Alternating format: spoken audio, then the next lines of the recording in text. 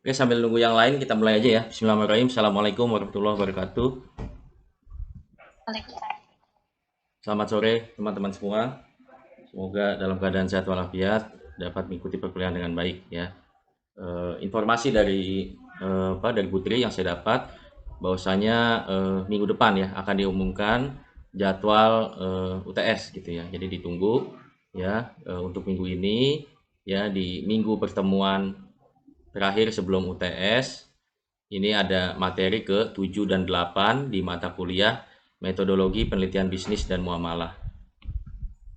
Oke, jadi minggu lalu ya saya sampaikan materi mengenai highlight ya atau ringkasan dari bab 2 mengenai tinjauan pustaka dan juga kajian teoretis ya.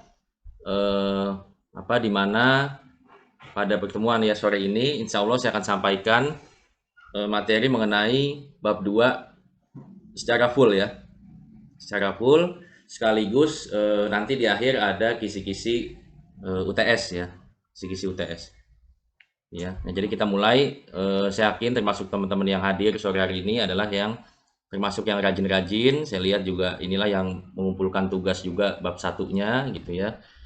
Nah, di pertemuan sore ini kita masuk ke bab 2. Semoga nanti teman-teman bisa lanjut skripsinya, draft proposal skripsinya ke bab 2 ya.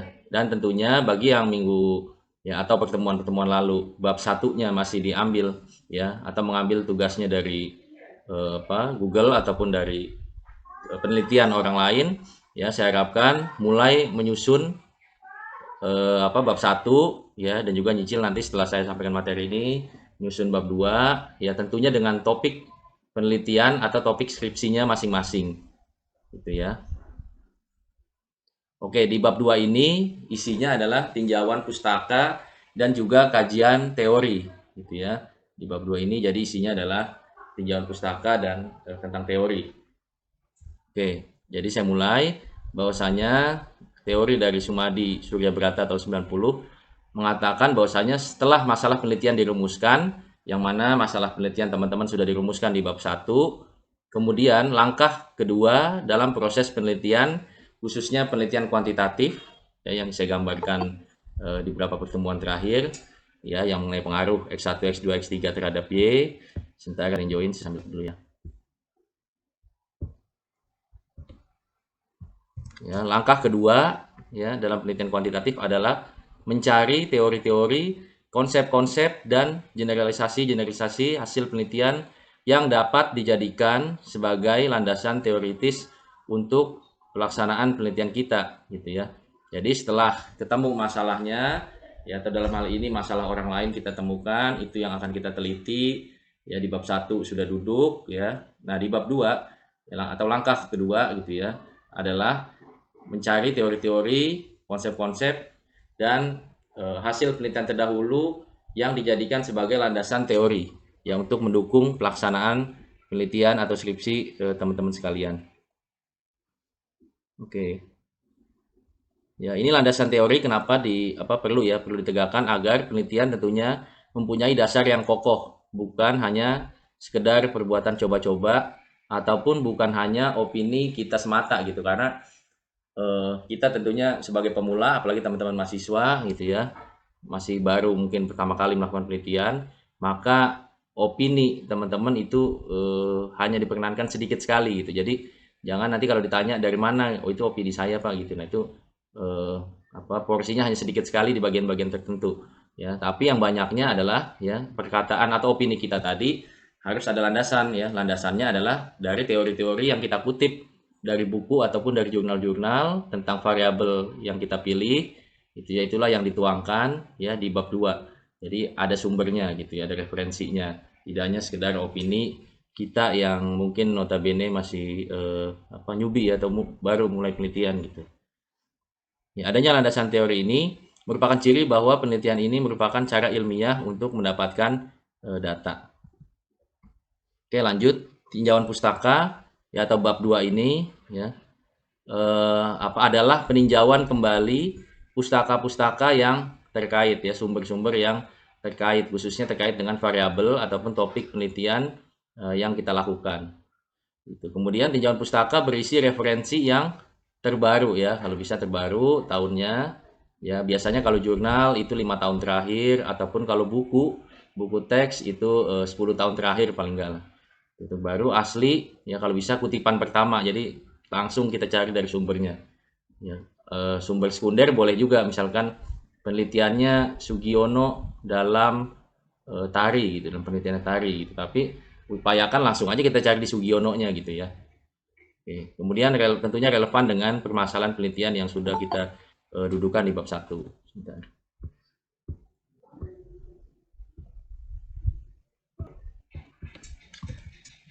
Oke, lanjut.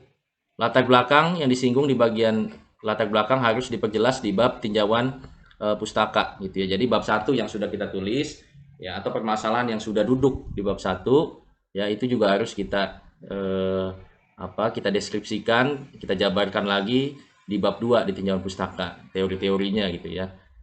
Ya, terkait pembahasan teori dan atau bisa penelitian terdahulu ya, atau dalam hal ini jurnal dengan topik yang sama gitu. Kemudian di tinjauan pustaka juga atau di bab 2 ya, setelah membahas teori dan juga penelitian terdahulunya sesuai dengan topik yang kita buat di bab 1 ya, selanjutnya akan kita buat rangka pemikirannya ya, ataupun pengembangannya jika ada gitu ya. Dan bagian ketiga adalah hipotesis ya, atau jawaban sementara ya, atau dugaan dari teori atau penelitian yang sudah ada. Jadi kira-kira biasanya di penelitian kuantitatif ya, yang kausal, yang sebab akibat, hubungan antar variabel ya, pengaruh X1 terhadap Y, X2 terhadap Y gitu ya. Itu biasanya ada yang namanya hipotesis ya, atau jawaban sementara ya. Nah, jawaban sementara ini dari mana gitu? Karena kan kita belum meneliti gitu ya. Nah, jawabannya adalah dari teori atau jurnal-jurnal terdahulu yang sudah kita kaji, yang sudah kita mapping. Nah, dari situlah baru kita membuat hipotesis ya. Nanti ada contohnya di slide-slide berikutnya. Oke, fungsi tinjauan pustaka ya antara lain adalah untuk mempelajari sejarah permasalahan penelitian sehingga dapat ditunjukkan bahwa permasalahan tersebut belum pernah diteliti, atau bila sudah pernah, teori yang ada belum kokoh. Artinya ya, mungkin kalau yang sama sekali belum pernah diteliti, mungkin levelnya ya, yang pengembangan dan hal yang baru itu adalah level S2 atau S3 gitu ya. Tapi kalau untuk level sarjana, jika sudah pernah diteliti boleh saja gitu. Karena kan pasti waktunya beda, tempatnya beda, dan hasilnya juga pasti beda. Ya, adapun variabel sama nggak masalah selama memang ada permasalahan di variabel-variabel tersebut ya, di lokasi yang yang sama ataupun yang berbeda. Ya, nah, teori yang ada belum kokoh, maksudnya gimana gitu ya? Nah, maksudnya adalah bisa jadi, sebentar.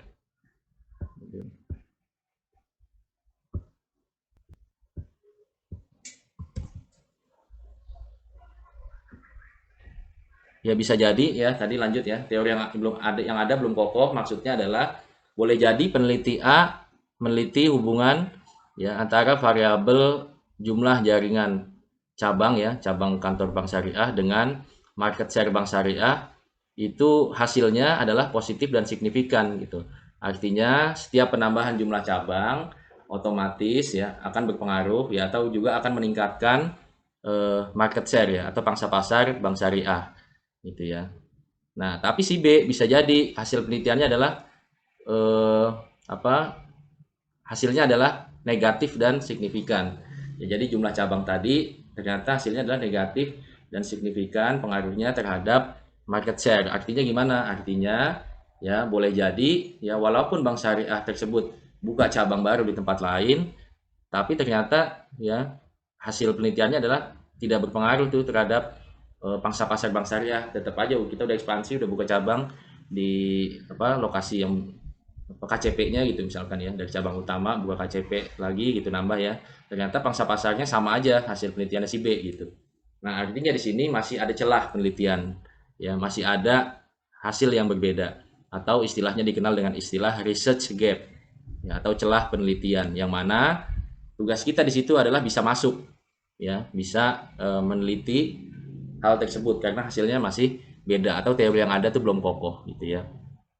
Kemudian fungsi tinjauan pustaka yang kedua adalah untuk menentukan sumber pengetahuan yang lain ya, yang mungkin menambah keterangan penjelasan masalah penelitian ya. Barangkali ada eh, ada insight ya, insight lain, pengetahuan lain yang bisa memberikan kontribusi atau kita bisa jadikan dasar ya untuk kita lakukan analisis nanti di bab 4 gitu ya. Makanya diperlukan tinjauan pustaka.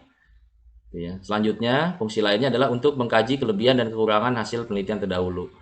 Ya, barangkali metodenya penelitian terdahulu, oh masih kurang, sampelnya terlalu sedikit, misalkan cuma 30, ya yang sekarang kita buat 100 gitu ya. Nah, itu bisa dilihat juga dari tinjauan pustaka ya. Mungkin kelebihannya juga bisa kita lihat gitu. Mungkin metodenya sangat kaya gitu ya, penelitian terdahulu. Nah, ini kita boleh mungkin kita tiru metodologinya ya, cara-caranya, kaidah-kaidah penelitiannya itu kita pakai juga ya. Sehingga nanti kekurangannya dicari lagi dari penelitian terdahulu yang lainnya, misalkan demikian. Kemudian fungsi lainnya adalah untuk menghindari duplikasi penelitian. Jangan sampai ya yang kita teliti adalah sama persis dengan eh, yang sudah ada gitu ya, penelitian terdahulu yang sudah ada. Nah, ini karena akan dilakukan cek plagiarisme di mana pada tingkat tertentu itu skripsi ataupun penelitian bisa ditolak ya atau dibatalkan sarjananya gitu. Jadi harus hati-hati jangan sampai menduplikasi penelitian ataupun skripsi orang lain. Kemudian juga untuk menunjang perumusan permasalahan. Ya, tentunya di bab 1 kita sudah merumuskan masalah penelitian kita apa saja, A, B, C, D itu ya, yang sudah kita pelajari. Nah, kemudian fungsi tinjauan pustaka salah satunya adalah untuk membantu ya kita dalam menyelesaikan atau menjawab dari pertanyaan-pertanyaan penelitian atau rumusan masalah yang sudah kita tentukan di bab 1. Kita mau jawab ya, tapi karena kita tidak bisa hanya beropini ya dengan logika ya atau dengan kira-kiranya kita gitu ya, maka dibutuhkan tinjauan pustaka ataupun teori. Sudah.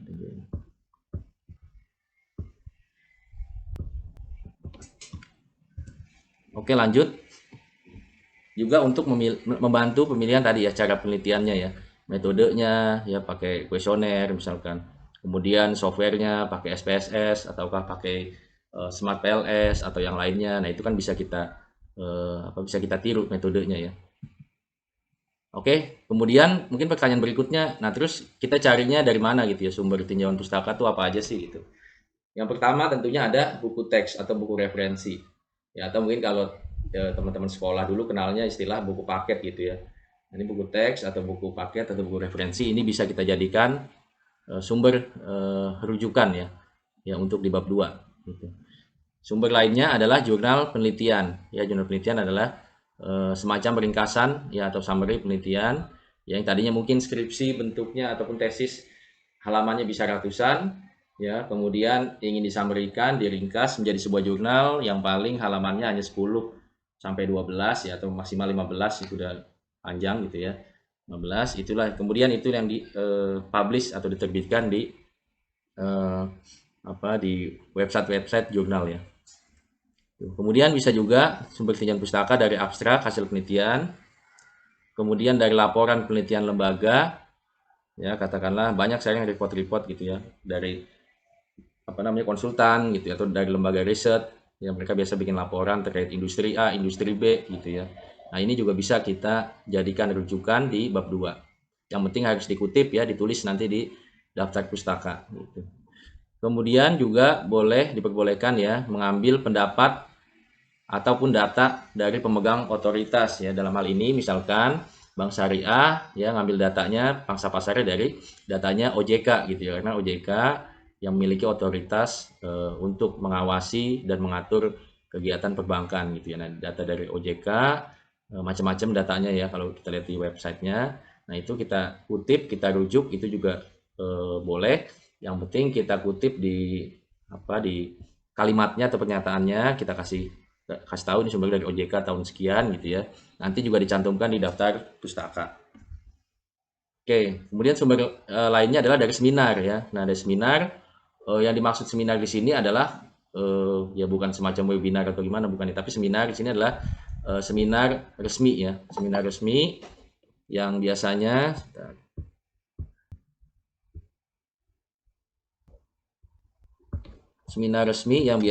bentuknya adalah proceeding.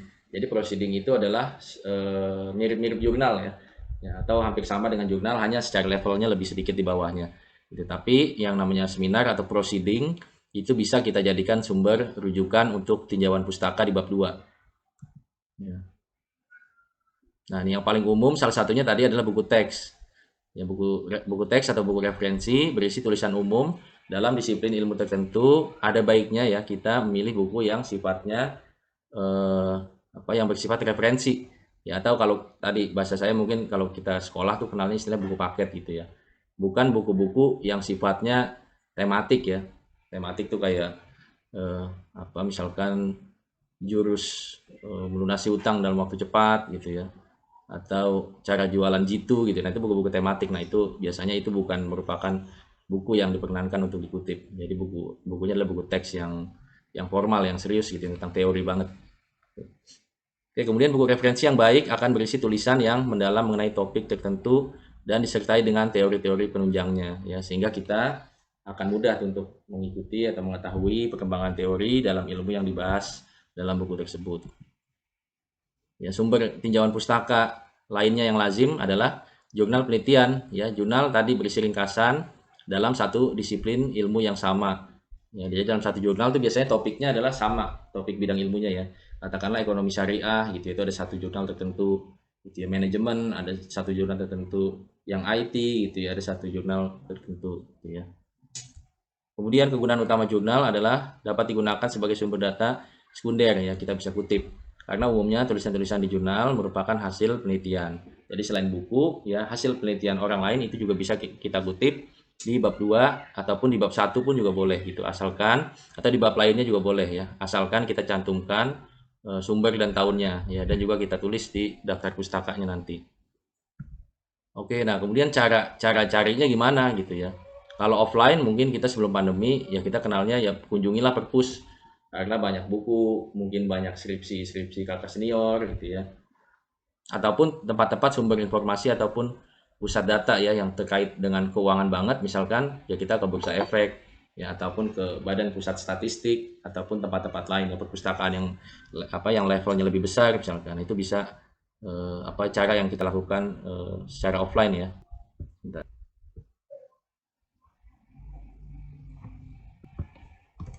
Ya, itu cara yang offline ya. Cara yang online ya bisa kita peroleh dari Google Scholar ya. Google Scholar tinggal teman-teman buka aja Google ya, ketik Google Scholar.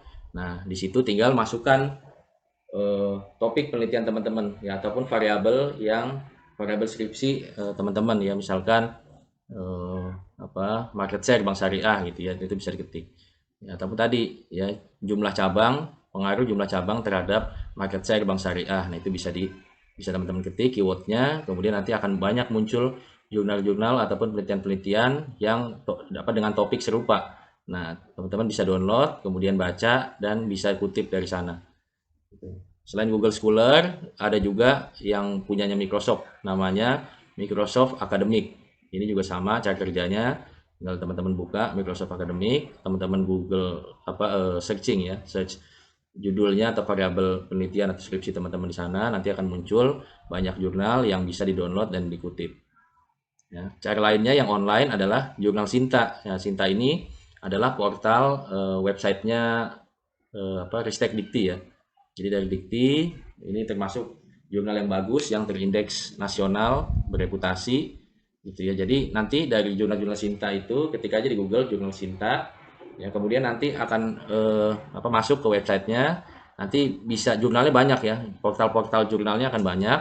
Nah, teman-teman tinggal cari aja yang mungkin tadi bidang ilmunya adalah bidang ilmu ekonomi dan perbankan syariah misalkan. Nah, teman-teman pilih aja yang itu, kemudian dicari topik atau variabel yang teman-teman teliti di sana. Itu bisa juga. Ataupun kalau kita mau jurnal yang internasional, ya kita bisa masuk ke jurnal Scopus ataupun WOS ya, Web of Science. Ini jurnal yang terindeks internasional bereputasi. Ya, kurang lebih mirip dengan Sinta cara carinya.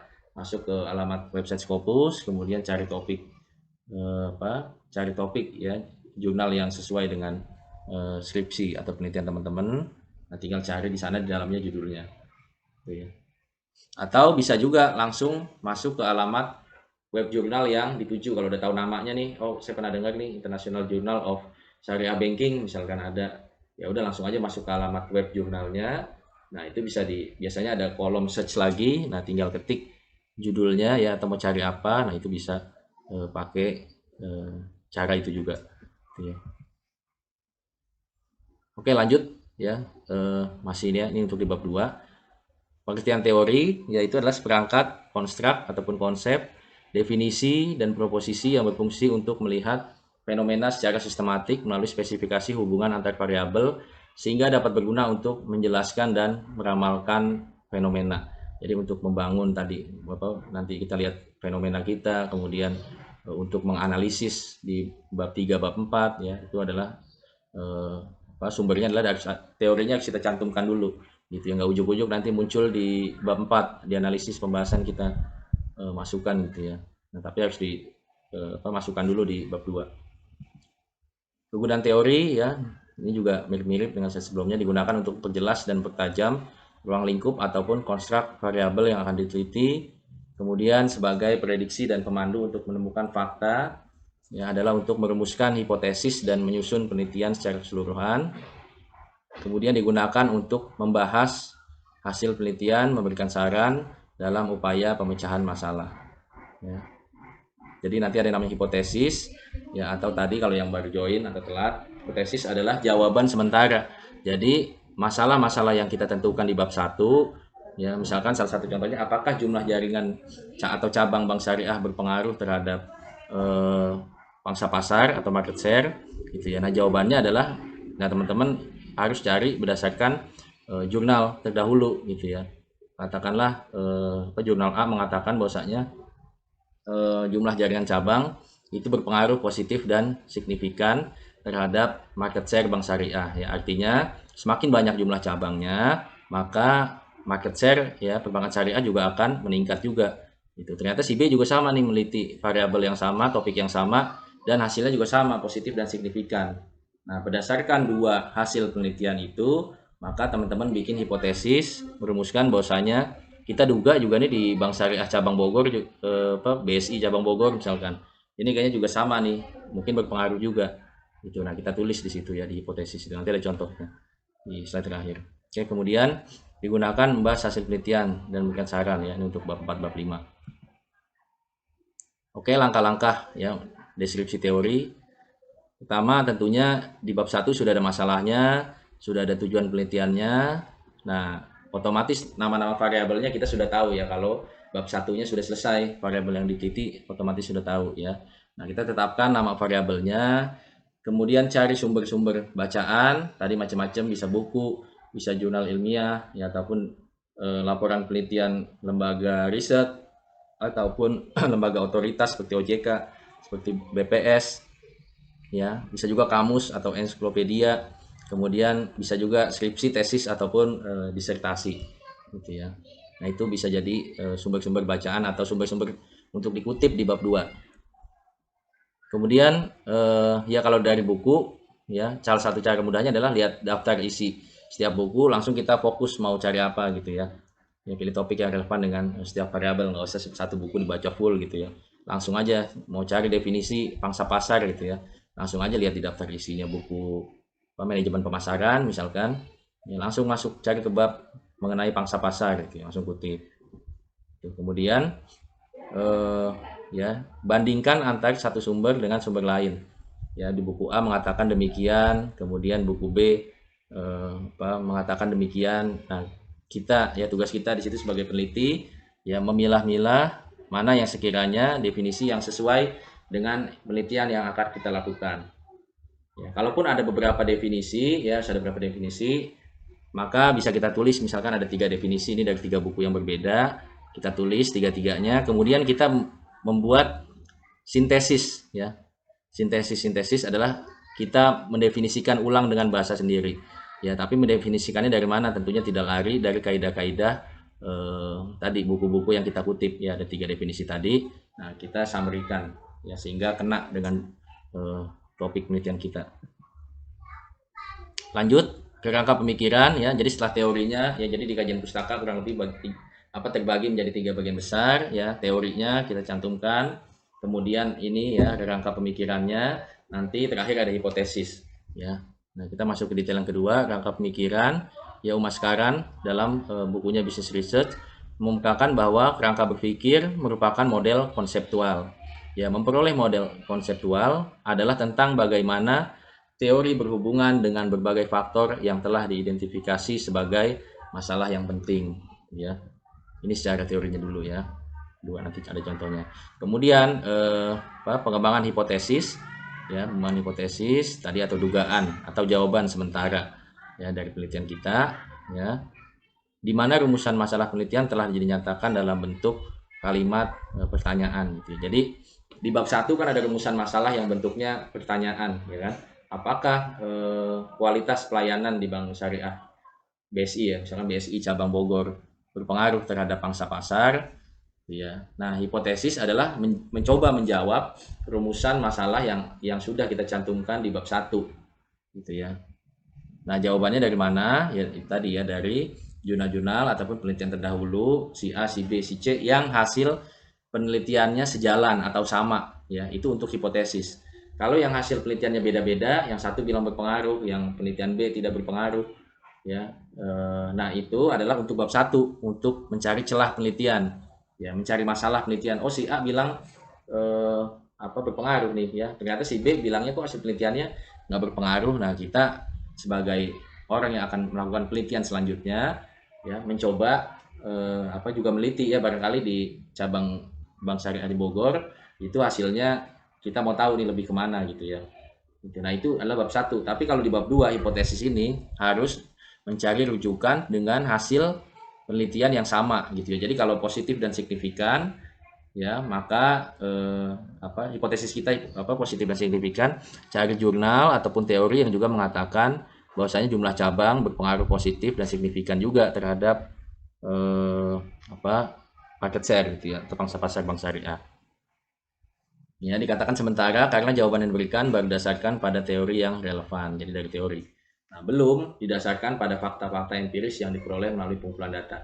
Ya, maksudnya kita belum sebar kuesioner, kita belum ngolah data gitu ya. Nah, bisa jadi nanti di bab 4 jangan-jangan hasilnya beda tuh antara hipotesis yang sudah kita tentukan di bab 2 dengan hasil penelitian kita di bab 4. Nah, itu sangat memungkinkan terjadi atau lazim ya terjadi. Oke, lanjut, ciri-ciri hipotesis itu gimana? Yang pertama, kalimatnya deklaratif, ya, biasanya juga sifatnya korelatif ya, atau hubungan antar dua atau lebih variabel. Kemudian ciri lainnya merupakan jawaban sementara, berkaitan dengan teori yang ada, dan dapat dibuktikan secara empiris. Ya, kegunaan hipotesis yang pertama adalah tuntunan arah penelitian, ya. Ini untuk kaitannya dengan hubungan dua fenomena atau lebih gitu ya. Kemudian kegunaan lainnya adalah untuk mengidentifikasi variabel yang dipakai gitu ya. Ya, kalau dalam contoh yang kita pakai dari bab 1 ya, misalkan market share ya, variabel Y-nya ya, dan juga yang ini adalah dipengaruhi, market share ini dipengaruhi oleh persepsi konsumen ya, X1-nya, kemudian jaringan kantor X2-nya, dan kualitas pelayanan X3-nya ya. Dan juga fungsi atau kegunaan hipotesis adalah untuk menentukan desain penelitiannya ya. Kita mau pakai apa nih? Mau kausal ya, pengaruh, atau deskriptif ya, kita jelaskan ya, atau komparatif, kita bikin semacam dua penelitian membandingkan nih Bank Syariah cabang Bogor dengan Bank Syariah cabang Ciledug misalkan ya. Tapi biasanya makan waktu yang lama gitu ya. Ini perlu hati-hati juga dan perlu menjadi pertimbangan. Dan juga metodenya mau kuantitatif ya, dengan kuesioner, dengan olah data SPSS ataupun Smart PLS ya, atau kualitatif ya, interview atau fokus group discussion ya, duduk dengan beberapa para ahli gitu ya, untuk menjawab ya pertanyaan penelitian. Dan juga kalau kualitatif biasanya ada model penelitiannya, rangkanya gitu ya, semacam unstructured. Jadi bisa jadi dari A ke D dulu, baru ke B, baru ke C gitu ya. Itu masing-masing peneliti punya peran di situ gitu ya. Kalau kuantitatif yang saya sering contohkan itu adalah yang lazim digunakan untuk skripsi khususnya di S1, ataupun mixed method ya, biasanya yang lebih kompleks ya, yang mungkin kalau kaitannya dengan tingkat kelulusan mungkin untuk S2, S3 gitu ya, biasanya memakai gabungan antara kuantitatif dan juga kualitatif. Ya, kemudian petunjuk jenis analisis statistik yang diperlukan. yaitu juga fungsi dari hipotesis tadi ya, hubungannya ya secara parsial apakah positif dan signifikan ataukah negatif dan signifikan gitu ya. Ya, ataupun itu secara parsial satu-satu ataupun secara simultan. Secara simultan maksudnya tuh jadi ya misalkan apakah persepsi konsumen ya X1, jaringan kantor X2 dan kualitas pelayanan X3 yang memiliki pengaruh secara bersama-sama terhadap market share gitu ya. Nah, itu disebut dengan simultan. Kalau parsial satu-satu, X1 terhadap Y, X2 terhadap Y, X3 terhadap Y gitu ya. Nah, kalau simultan langsung X1, X2, X3 terhadap Y. Oke, kemudian ini adalah satu contoh judul penelitian yang saya gunakan juga ya di slide atau di materi pertemuan-pertemuan sebelumnya. Ya, ini ada contoh ya, misalkan pengaruh persepsi konsumen, jaringan kantor, dan kualitas pelayanan terhadap market share ataupun pangsa pasar bank syariah X. Ya, nah di bab 2 ini yang harus kita gali adalah pertama, teori apa yang sepatutnya digunakan dalam penelitian kita atau skripsi kita ya. Yang kedua, yang harus kita pikirkan adalah seperti apa kerangka ataupun ada yang menyebutnya kerangka juga, kerangka penelitiannya. Kemudian ketiga, bagaimana hipotesisnya. Ya, nah kita masuk ke yang pertama, ya, yang teori yang digunakan dalam penelitian. Ya, coba saya mau cek suara dulu, mungkin masih ingat ya ini di minggu lalu juga sudah sempat kita bahas nih. Ya, kalau judul penelitiannya demikian, pengaruh persepsi konsumen, jaringan kantor, dan kualitas pelayanan terhadap market share, maka teori yang digunakan kira-kira apa aja? Ada yang masih ingat minggu lalu? Saya mau cek suaranya dulu.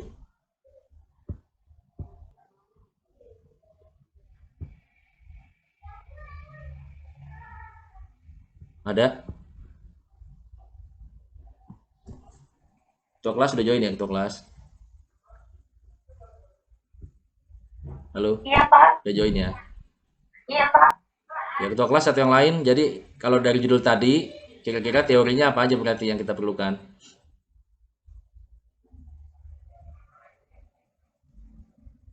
Mohon maaf, Pak. Tadi emang telat masuk, telat join. Ya, atau yang lain? Kayaknya minggu lalu ada yang bisa jawab deh. Minggu ini coba barangkali ingat. Ya. Teori tentang Ya. persepsi konsumen. Oke.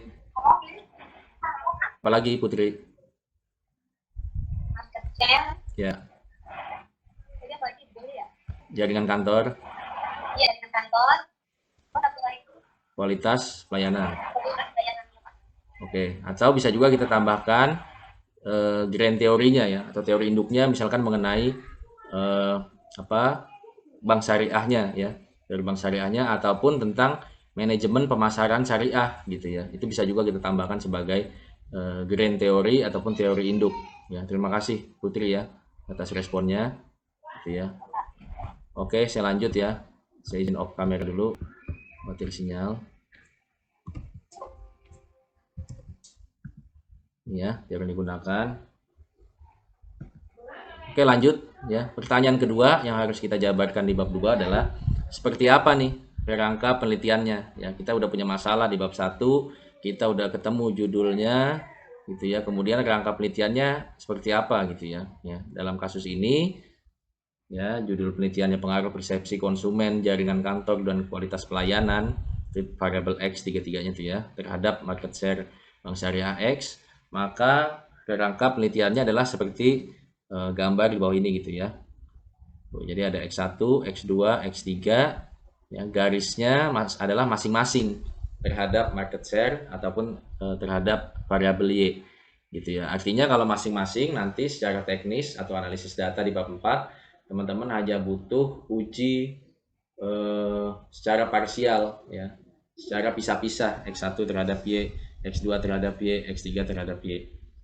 Ya, adapun kalau teman-teman mau uji simultan ya bersama-sama, maka yang X1, X2, X3 ini harus dikotakin dulu, kemudian ditambah ujinya bersama-sama ya, garisnya ditambah lagi terhadap Y. Sebentar ya, sebentar.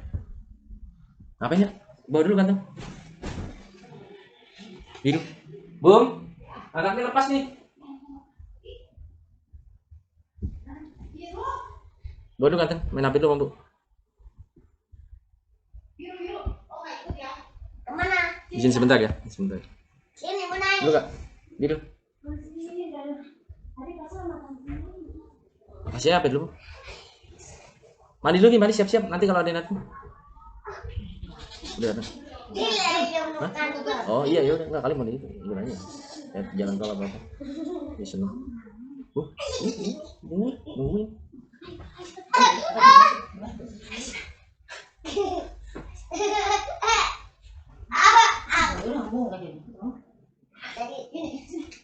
Nonton apa? Biru.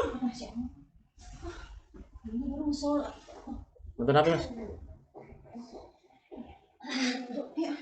Ayo Mas. Berapa? Udah sini emang.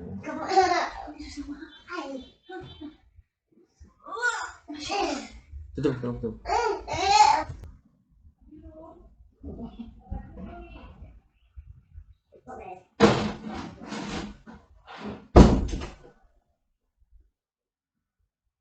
Oke lanjut ya, maaf sebentar.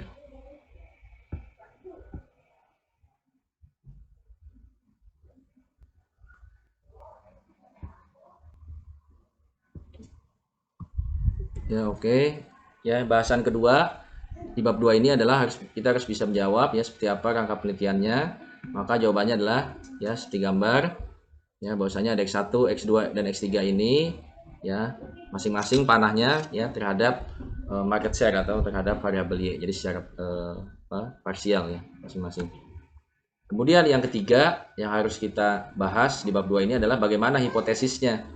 Ya, bagaimana jawaban sementara ya dari penelitian kita ya. Jawabannya ya adalah ya misalkan judul penelitian kita tadi pengaruh persepsi konsumen, jaringan kantor dan kualitas pelayanan terhadap market share Bank Syariah X ya.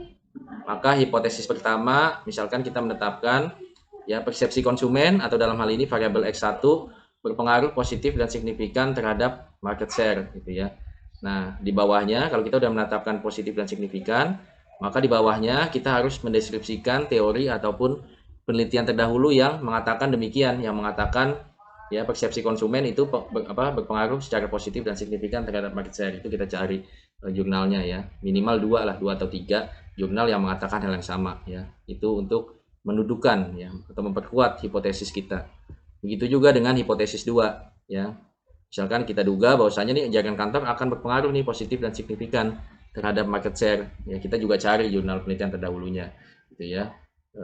Karena kalau jaringan kantor meningkat atau bertambah ya otomatis market share juga bertambah, otomatis akan ada nasabah juga yang buka account di cabang tersebut, buka tabungan ya ataupun mau minta pembiayaan ya sehingga menambah market share Bank Syariah gitu ya. Nah, tapi ya itu kan opini kita ya, tentunya harus dilandasi dengan teori dan penelitian terdahulu ya dari jurnal ataupun dari buku.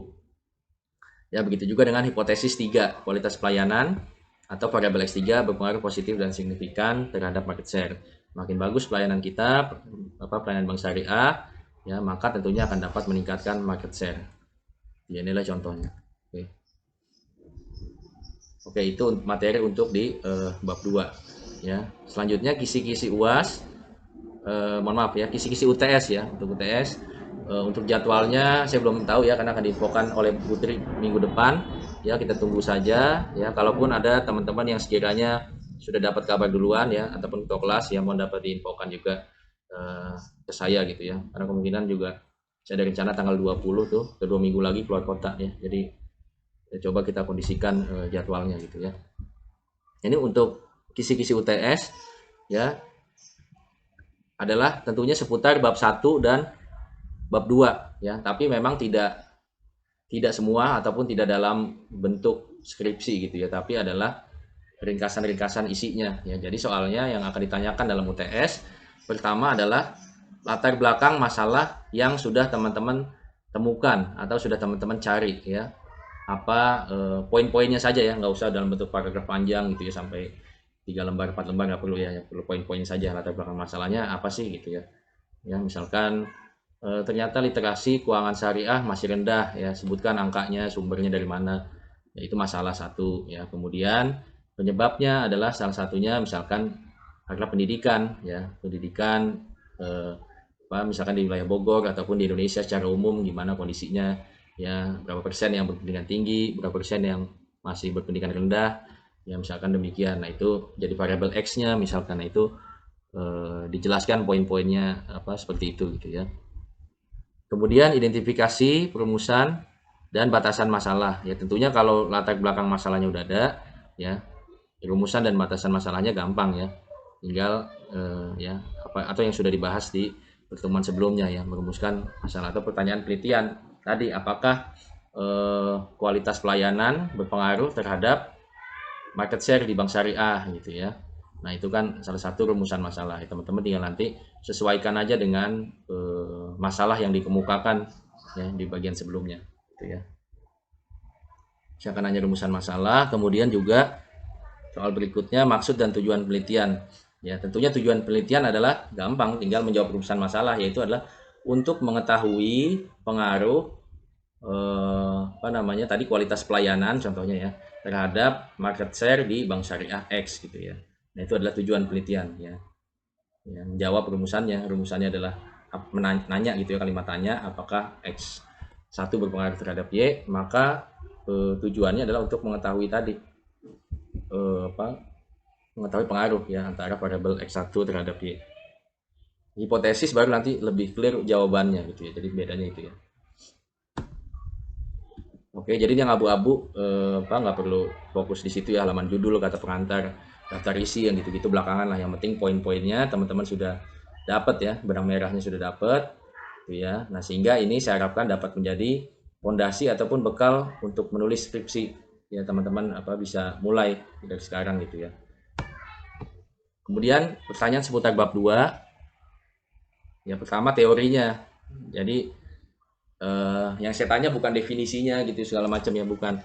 Jadi kalau judul teman-teman tadi sudah ketemu judulnya apa, nah teorinya pakai teori apa aja gitu ya. Ya kita tadi contoh nih ya.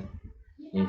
Lalu judul penelitian teman-teman pengaruh persepsi konsumen, jaringan kantor dan kualitas pelayanan terhadap market share, maka teori yang digunakan adalah teorinya bank syariah itu sendiri sebagai teori induk, kemudian teorinya persepsi konsumen, teori jaringan kantor, teori kualitas pelayanan, kemudian teori market share. Jadi ya sesuai dengan variabelnya aja. Saya minta gini aja, teori yang digunakan adalah ini. Ya. Lanjut ya, kerangka pemikirannya seperti apa? Tinggal digambar seperti yang slide ini. Ya.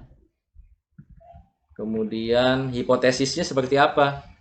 Nah hipotesisnya seperti yang slide ini, gitu ya. Nah, tinggal nanti memang ya perlu dicari ya minimal satu referensi lah kalau untuk yang soal tes ini ya. Misalkan teman-teman bilang hipotesisnya adalah berpengaruh positif dan signifikan, ya. Nah cari aja satu sumbernya yang bisa dijadikan rujukan sebagai hipotesis ya yang ditentukan. Gitu. Ya jadi UTS baru sampai bab 1 dan bab 2. Ya. Mungkin itu saja materi dari saya hari ini. Ya, selanjutnya jika ada yang ingin diskusi, tanya jawab silakan.